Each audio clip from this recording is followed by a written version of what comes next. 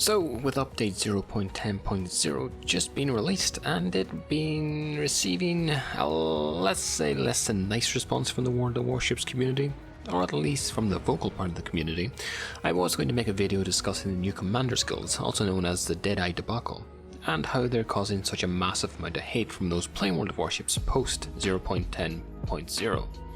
But then I stopped, and I thought to myself, is the outburst as big as I may be making it out to seem, or is it just a vocal minority of players who constantly rage against any change in the game, no matter what it is?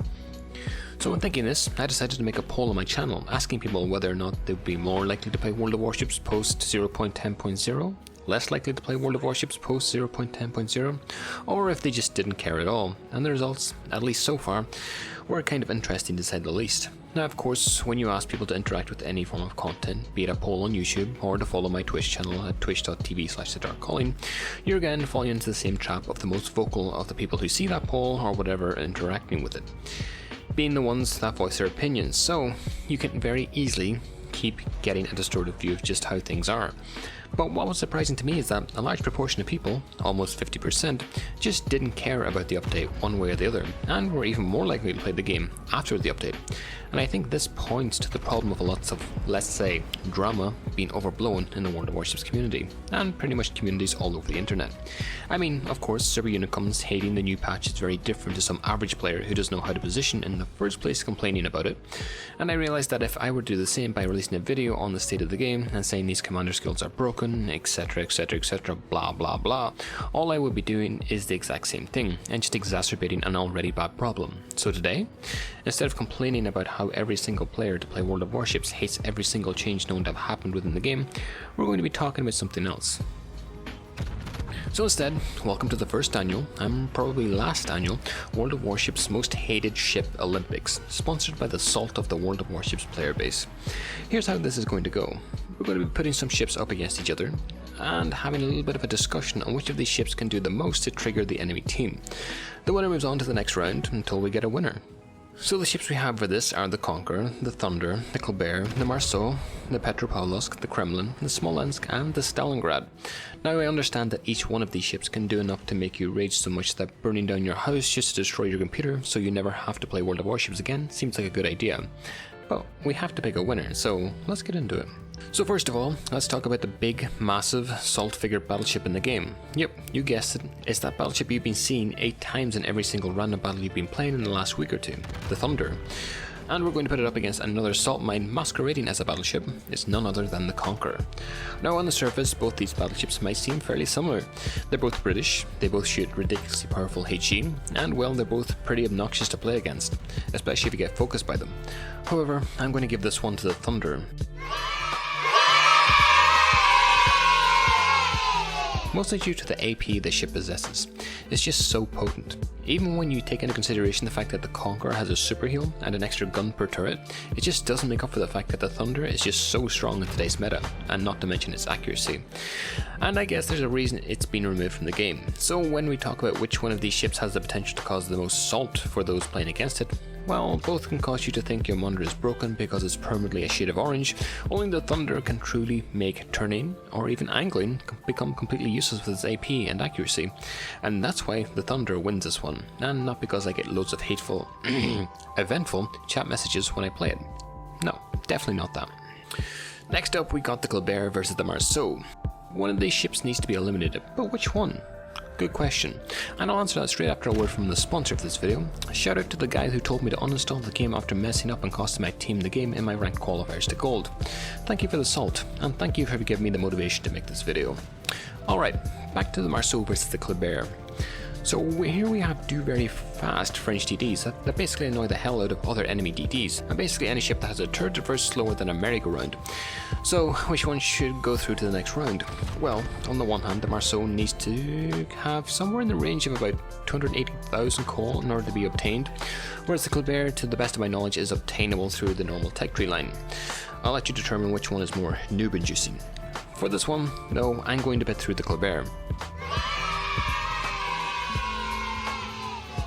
For me, this ship is capable of ripping through basically everything it comes in contact with, and when I play against the Marceau players in my daring, I feel like I have a little bit of a chance. but when I come up against a Kleber, I just leave the game, usually after I die to a 1v1 and typing some unsavory things in the chat. Moving along. So just like that, and for the third quarterfinal, we get to the Russian part of the discussion. This should be fun. The two ships up for grabs here are the Petropavlovsk and the Kremlin. Interestingly though, I haven't been seeing much of the Kremlin in recent games, but a hell of a lot of the Petropavlovsk, especially in ranked. Now, one of these ships is a really strong tier 10 effective battleship, and the other is the Kremlin. I mean, based on how low the Petropavlovsk sits in the water, making it basically uncitadelable, from medium to long range, it may as well be a battleship. Now, of course, that's not to say that the Kremlin doesn't have its own really strong aspects. Like the fact that after 0.10.0 and Deadeye, the Kremlin could shoot and basically hit a bullseye on a dartboard on the other side of the planet. But for these two, I'm going to go with the Petropavlovsk. It's an extremely potent cruiser with radar, and well, setting that low in the water just tips it over the edge for me, especially with how common ranked is in World of Warships. That ship causes so much salt that the water gets so dense you could probably float in it. But let's keep going. I'm sure this is going to get more interesting as we go along. I hope. So for the final quarterfinal, and continuing the trend of the Russians, we have both the Smolensk and the Stalingrad.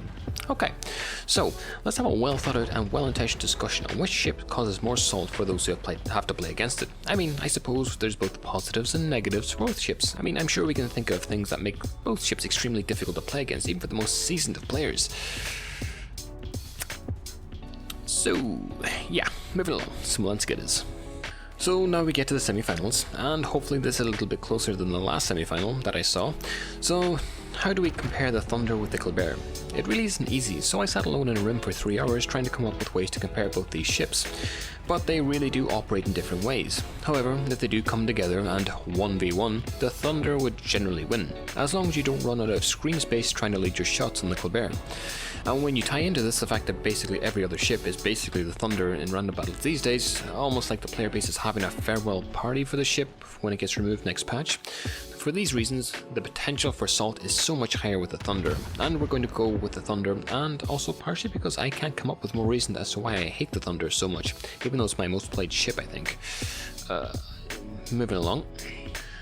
And so, who's going to be joining the Thunder in the final? Will it be the Petropavlovsk, or will it be the Hell Incarnated, also known as the Smolensk? So for one thing, both these ships are Russian, so we can't use that card. And generally in a 1v1, the Petropavlovsk is going to come out on top, especially with the radar that counters the Smolensk smoke. When you add the fact that the IFHE change kinda changed the Smolensk in ways that I'm not qualified to comment on because I can barely make these YouTube videos, never mind figure out how a 10% change in gun dispersion is going to affect the entire game. So if we talk about the co-op battles, where every player you play against is a bot, and random battles where every player you play with is a bot, I'm going to have to give the advantage to the Smolensk. The sheer ability to rack up a hell of a lot of damage is basically unmatched by that of the Petropavlovsk, and is possible even if you're not the best player. In terms of clan battles and ranked, I will without a doubt go with the Petropavlovsk. The radar, tankiness, and just overall versatility of this ship is incredible, and pretty infuriating to play against. But again, we're talking about which ship creates the most salty reactions when played against, and well, when I play the Smolensk it feels like I've said something incredibly stupid on one of my YouTube videos, like CVs are perfectly balanced the way they are, and the internet as a result starts barraging me with hate. Yeah. So yeah, we're going to go with the Smolensk here. So this is it. We are at the final of the most saltiest ship in all of World of Warships. And who would have thought it would be two of the most broken HE flinging ships in the game? Well, yeah, I think pretty much everyone has figured that out at this point.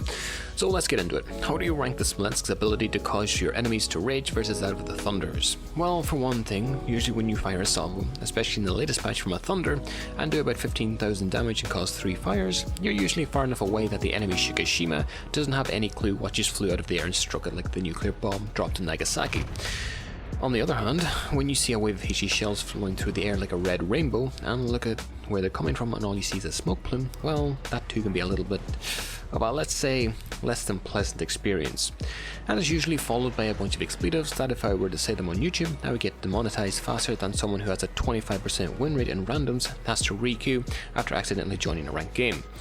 So with all this said, overall, I'm just going to have to go with the Thunder as the most salt-inducing ship in the game at this moment in time. Because again, the Smolensk just doesn't have the same power that it used to, at least when you compare it to something like the Thunder.